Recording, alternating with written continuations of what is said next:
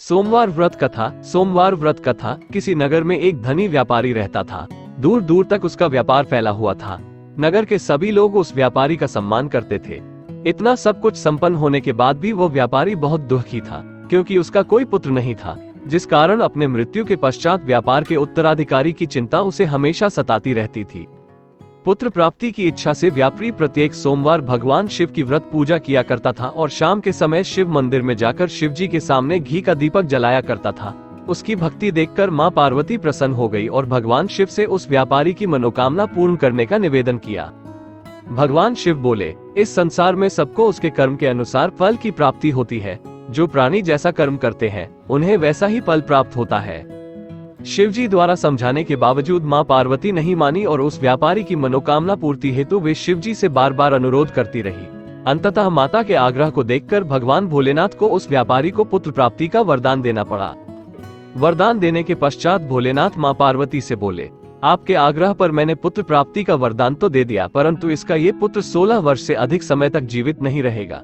उसी रात भगवान शिव उस व्यापारी के स्वप्न में आए और उसे पुत्र प्राप्ति का वरदान दिया और उसके पुत्र के 16 वर्ष तक जीवित रहने की भी बात बताई। भगवान के वरदान से व्यापारी को खुशी तो हुई, लेकिन पुत्र की अल्पायु की चिंता ने उस खुशी को नष्ट कर दिया। व्यापारी पहले की तरह सोमवार के दिन भगवान शिव का विधिवत व्रत करता रहा। कुछ महीनों के बाद उसके घर एक अति सुंदर बालक ने जन्म लिया और घर में खुशियां ही खुशियां भर गई। बहुत धूमधाम से पुत्र जन्म का समारोह मनाया गया, परंतु व्यापारी को पुत्र जन्म की अधिक खुशी नहीं हुई, क्योंकि उसे पुत्र की अल्प आयु के रहस्य का पता था। जब पुत्र 12 वर्ष का हुआ तो व्यापारी ने उसे उसके मामा के साथ पढ़ने के लिए वाराणसी भेज दिया। लड़का अपने मामा के साथ शिक्षा प्राप्ति हेतु चल दिया। रास्ते में जहाँ भी मामा भांजे विश्राम हेतु रुकते, वहीं यज्ञ करते और ब्राह्मणों को भोजन कराते। लंबी यात्रा के बाद मामा भांजे एक नगर में पहुंचे। उस दिन नगर के राजा की कन्या का विवाह था, जिस कारण पूरे नगर को सजाया गया था। निश्चित समय पर बारात आ गई, लेकिन वर का पिता अपने बेटे के एक आंख से काने होने के कारण बहुत चिंतित था। उसे भय था कि इस बात का पता चलने पर कहीं राजा विवाह से इनकार न कर दे, इससे उसकी बदनामी भी होगी। जब वर के पिता ने व्यापारी के पुत्र को देखा तो उसके मस्तिष्क में एक विचार आया। उसने सोचा, क्यों न इस लड़के को दूल्हा बनाकर राजकुमारी से विवाह करा दूं। विवाह के बाद इसको धन देकर विदा कर दूंगा और राजकुमारी को अपने नगर ले जाऊंगा। वर के पिता ने लड़के के मामा से इस संबंध में बात की। मामा ने धन मिलने के लालच में वर के पिता की बात स्वीकार कर ली। लड़के को दूल्हे का वस्त्र पहनाकर राजकुमारी से विवाह कर दिया गया। राजा ने बहुत सारा धन देकर राजकुमारी को विदा किया।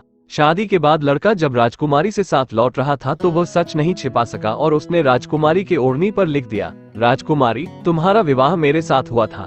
मैं तो वाराणसी पढ़ने के लिए जा रहा हूँ और अब तुम्हें जिस नवयुवक की पत्नी बनना पड़ेगा वह काना है। जब राजकुमारी ने अपनी ओढ़नी पर लिखा हुआ पढ़ा तो उसने काने लड़के के साथ जाने से इनकार कर दिया। राजा को जब ये सब बातें पता लगी तो उसने राजकुमारी को महल में ही रख लिया।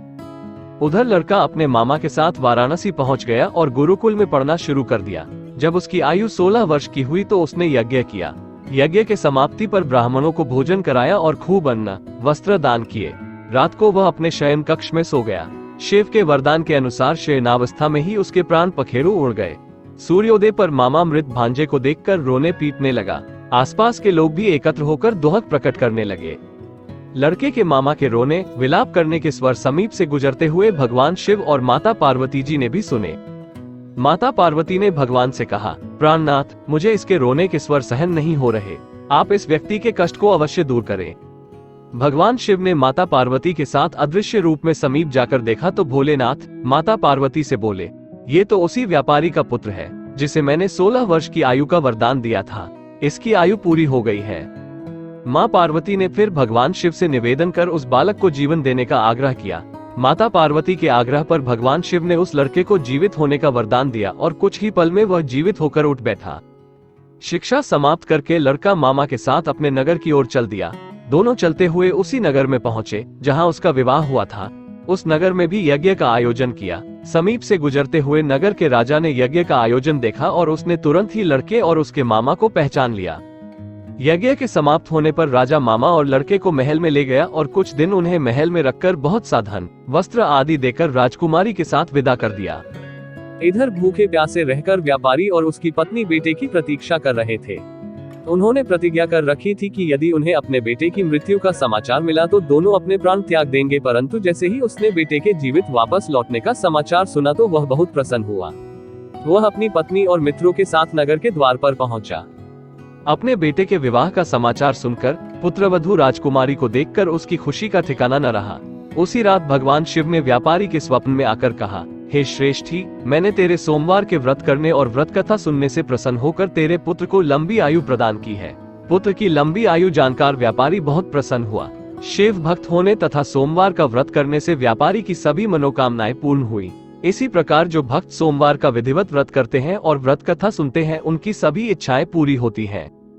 अगर आपको कहानी पसंद आई है तो वीडियो को लाइक करें और कमेंट बॉक्स में ओम नमः शिवाय लिखें और वीडियो को शेयर करें अपने दोस्तों के साथ। शिव जी आपकी सारी मनोकामनाएं पूरी करेंगे। ओम नमः पार्वती पते हर हर महादेव।